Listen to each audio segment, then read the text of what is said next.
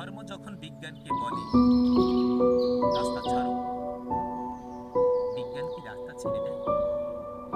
পোপের ভয়ে দেশান্তরী হয়েছিলেন Leonardo da Vinci. সারাদিন একটা অন্ধকার ঘরে পায়চারি করতেন গ্যালিলিও গ্যালিলি। তাকে পাহারা দেওয়ার জন্য থাকতো একজন ধর্মের পেয়াদা, যার চোখের পাতা বাতাসেও নড়ত না। বিজ্ঞান কি তখন থেমেছিল? তীর্থের পাণ্ডাদের হৈ হৈ, তাদের লাল চোখ কি পেরেছিল পৃথিবীকে বেঞ্চের উপর দাঁড় করিয়ে সূর্যকে তার চতুর্দিকে উঠবস করাতে?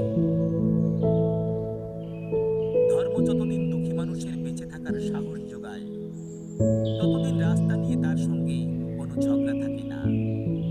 রাস্তা কারো একার নয়, বরং তাকেই একদিন রাস্তা ছেড়ে দিতে হয়, যার স্পর্ধা আকাশ ছুঁয়ে যায়।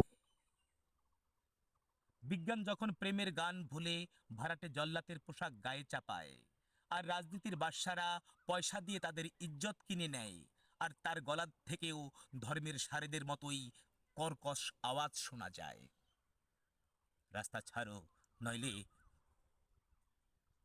পৃথিবীর সাদা, কালো, হলুদ মানুষের গান, তাদের স্বপ্ন এক মুহূর্তে সেই চিৎকার শুনে থমকে তাকায়। তারপর যার যেদিকে রাস্তা, সেদিকেই মুখ করে তারা সামনের দিকে, আরো সামনের দিকে এগিয়ে যায়। কেউ কাউকে রাস্তা ছেড়ে দেয় না। যতদিন পৃথিবীতে গান থাকে, গানের মানুষ থাকে, স্বপ্ন থাকে।